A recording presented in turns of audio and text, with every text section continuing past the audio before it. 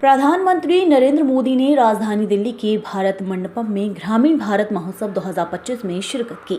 इस अवसर पर पीएम मोदी ने उपस्थित जनसमूह को संबोधित भी किया। प्रधानमंत्री ने कहा कि पहले सरकारों ने गरीबी हटाओ का नारा खूब दिया, लेकिन गरीबी कम नहीं हुई। लेकिन बीते 10 सालों की नीतियों और इरादों की वजह से ग्रामीण इलाकों में बुनियादी ढांचे का विकास हुआ है और गरीबी कम हुई है। पीएम मोदी ने कहा, कल ही स्टेट बैंक ऑफ इंडिया की रिपोर्ट आई है, उसमें 2012 में भारत में ग्रामीण गरीबी 26% थी।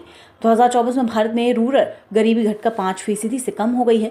प्रधानमंत्री मोदी ने देश के गांवों की एकता और समरसता को तोड़ने वाली ताकतों के खिलाफ सतर्क और एकजुट रहने की अपील की। उन्होंने कहा कि गांव की साझी संस्कृति को जीवंत बनाए रखने की जरूरत है। प्रधानमंत्री ने बताया कि ग्रामीण इलाकों को हाईवे और एक्सप्रेस वे के नेटवर्क से जोड़ा गया है, डिजिटल इंफ्रा से जोड़ा गया है। अब दर्जनों सुविधाएं ग्रामीण क्षेत्र में ऑनलाइन मिल रही हैं। प्रधानमंत्री ने बताया कि उनकी सरकार ने गाँव में स्वरोजगार, रोजगार के अवसर बनाए हैं, किसान महिलाओं को सशक्त किया है। यानी सरकार की नीयत और नीति सशक्त भारत बनाने की है। पीएम मोदी ने कहा कि हमारा मकसद गांव के लोगों को गांव में ज्यादा से ज्यादा आर्थिक मदद मिले, रोजगार स्वरोजगार के अवसर मिले। सम्मान निधि से 3 लाख करोड़ की आर्थिक मदद दी गई है। बीते 10 वर्षों में कृषि लोग की राशि 3.5 गुना हो गई। कई फसलों पर निरंतर एमएसपी बढ़ाई है। स्वामित्व जैसे अभियान शुरू किए हैं। साथियों, आज देश में जितना रूरल इंफ्रास्ट्रक्चर पर फोकस किया जा रहा है, उतना पहले कभी नहीं हुआ।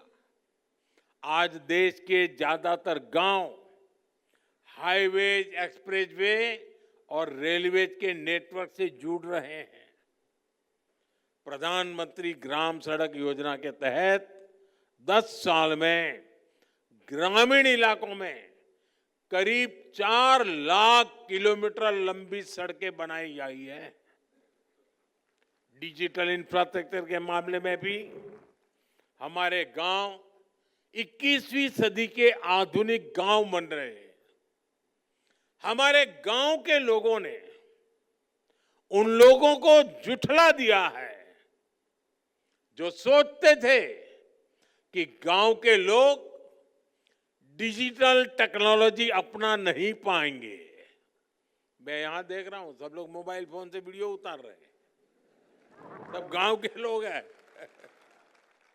ग्रामीण अर्थव्यवस्था की मजबूती के लिए बहुत आवश्यक है कि गांव में हर वर्ग को ध्यान में रखते हुए आर्थिक नीतियां बने।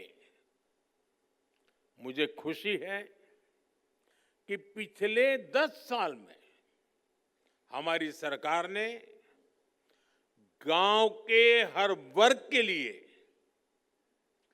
विशेष नीतियां बनाई हैं, निर्णय लिए हैं। 2-3 दिन पहले ही कैबिनेट ने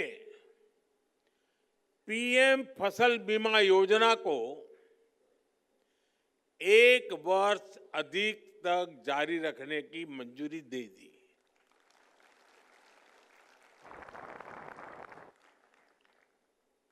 डीएपी